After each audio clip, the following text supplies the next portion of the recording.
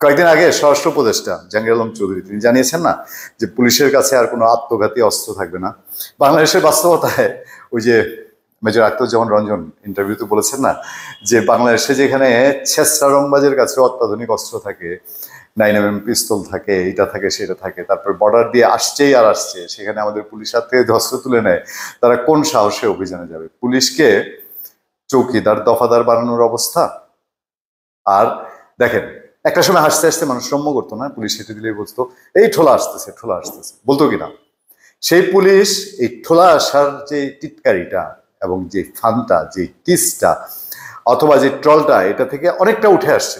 কিভাবে উঠে আসছে? উঠে আসছে শিক্ষিত লোকজনের কাছে, এবং পুলিশের তুলনামূলক আগে ভুরিয়াল পুলিশ কমে আসছে, অশিক্ষিত পুলিশ কমে আসছে, আনস্মার্ট পুলিশ কমে আসছে। আস্তে আস্তে এবং পুলিশের অ্যাটিটিউড আজকে থেকে 20 বছর 30 বছর আগে যা ছিল সেটা চেঞ্জ হয়েছে, উঠে আসছে। কিন্তু সেই পুলিশকে এরকম বানানো হচ্ছে। বাংলাদেশ সেনাবাহিনীকে আপনারা কি মনে করেন? সেনাবাহিনী কি? বাংলাদেশ সেনাবাহিনীর যে গার্ডস, আমরা মাঝে মধ্যে নিজেদের আড্ডায় গল্প করি, একটা সময় পর্যন্ত এই সরকার আসার আগ পর্যন্ত কোনো একটা কারণে কোথাও সেনা মোতায়েন করেছে, সেনাবাহিনী লেফট রাইট করে শুধু যাচ্ছে, সব সোজা। পাড়ার সবচেয়ে টপ রংবাজ থেকে শুরু করে শহরের সবচেয়ে বড় গডফাদারটাও সোজা। মন্ত্রী এমপি মিনিস্টার যা বলেন, যত বড় রাজনীতিবিদ হোক, 2 নম্বরে হইলেই সোজা। এখন মাসের পর মাস তাদেরকে রাখা হয়েছে, এবং এই রংবাজ যারা রাষ্ট্রীয় পৃষ্ঠপোষকতায় আপনার মব কালচার নামে একটা নতুন কালচার তৈরি হয়েছে, এটা যারা প্র্যাকটিস করে এবং এটা দিয়ে যারা কামাই রোজগার করে, যারা তদবির করে, এবং বলতে দ্বিধা নাই যে বিএনপির একটা শ্রেণী যারা দেধারচে চাঁদাবাজি করে, এরা যখন এগুলো করেই যাচ্ছে একের পর এক, তখন সেনাবাহিনী দেশে মোতায়েন আছে।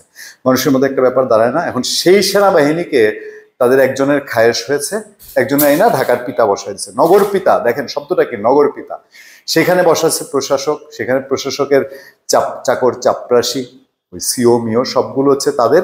এরা বাংলাদেশে মশা মারতে কামান দাগা কথাটা যেন বাস্তব প্রতিফলন করতে চেয়েছে। মশা মারার জন্যে তারা, এবং গরুর গোবর সাফ করার জন্য, রক্ত সাফ করার জন্য বাংলাদেশের সেনাবাহিনীকে ডাকার পদ্ধতি দেখায়। মানে কোন জায়গায় নিয়ে গেছে, টিটকারি করার জায়গার একটা সীমা থাকা প্রয়োজন।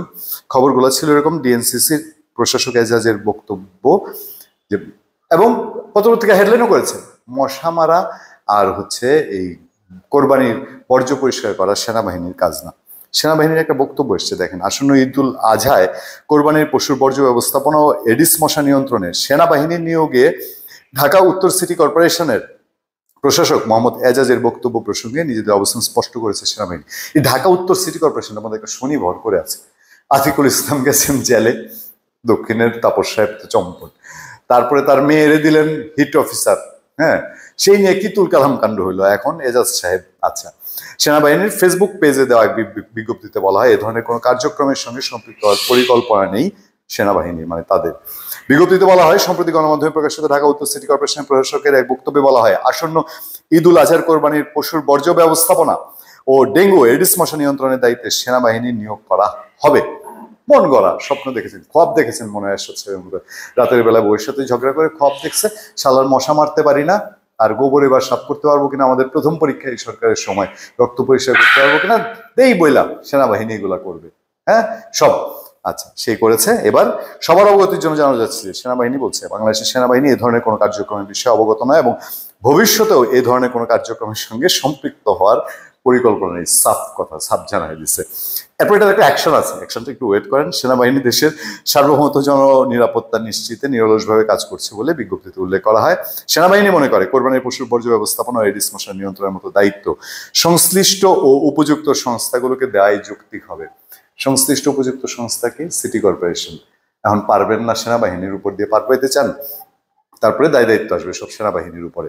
এটা একটা সিস্টেম এতদিন গ্রো করেন নাই, কোনো কিছু প্ল্যান করেন নাই, আটকা করে এখন সেনাবাহিনীর উপরে দায়িত্ব দিয়ে পার পাওয়ার চেষ্টা। এর আগে 22 এপ্রিল ডিএনসিসি নগর ভবনে আসন্ন বর্ষা মৌসুমে ডেঙ্গু প্রতিরোধে প্রস্তুতি ও করণীয় সম্পর্কে বিভিন্ন হাসপাতালের প্রতিনিধিদের সঙ্গে বৈঠক শেষে ডিএনসিসি প্রশাসক মোহাম্মদ এজাজ সাংবাদিকদের বলেন, ঢাকায় ডেঙ্গু রোগের জীবাণুবাহী এডিস মশা নিয়ন্ত্রণে সেনাবাহিনী কাজ করবে। পরদিন 23 এপ্রিল রাজধানী মোহাম্মদপুরের হাইকার খালে, কাটাসুর খালে অবৈধ ভবন উচ্ছেদে অভিযানে গিয়ে সাংবাদিকদের প্রশাসক এই কথা বলেন। সেদিন ডিএনসিসি জনসংযোগ বিভাগ থেকে পাঠানো বিজ্ঞপ্তিতে প্রশাসকের বক্তব্য হিসেবে বলা হয়, মশার ওষুধ ঠিক মতো ছিটানোর কাজটি মনিটরিং করার জন্য আমরা সেনাবাহিনীর সহায়তা নেওয়ার পরিকল্পনা করছি।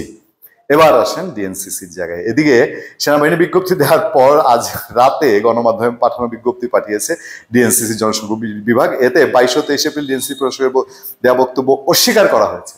সাফ মিছা কথা, এগুলা বলে নাই। আচ্ছা, ডিএনসিসির বিজ্ঞপ্তিতে বলা হয় আসন্ন ঈদুল আজহার কোরবানির পশু বর্জ্য ব্যবস্থাপনা ও ডেঙ্গু মশা নিয়ন্ত্রণের দায়িত্ব পুলিশ ও সেনাবাহিনী নিয়ে গুরুত্বপূর্ণ তথ্য দিল আতিক রহমান পূর্ণিয়া।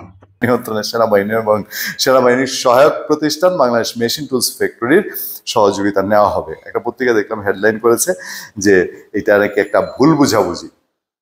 প্রথম আলো সাফাই তো বেশি গায়ে, প্রথম আলো এই সরকার কোনো বজগট পাকালে পড়ি। প্রথম আলো বলছে যে না, এই এজাজ সাহেব বলছে এটা একটা ভুল বুঝাবুঝি হয়েছে। আর ডিএনসিসির পিআরও পাবলিক রিলেশন অফিসার থেকে বলছে যে এই ধরনের কোনো কথাই এজাজ সাহেব বলে নেই। বলে না, এই দেশে কি যে হচ্ছে আর কোন তেল ইসমাতি হচ্ছে বোঝা খুব মুশকিল। ধন্যবাদ সবাইকে, ভালো থাকবেন, সুস্থ থাকবেন। সত্য করোনা এবং সমাজের সাথে আপনার সাথে আতিক রহমান পূর্ণিয়া।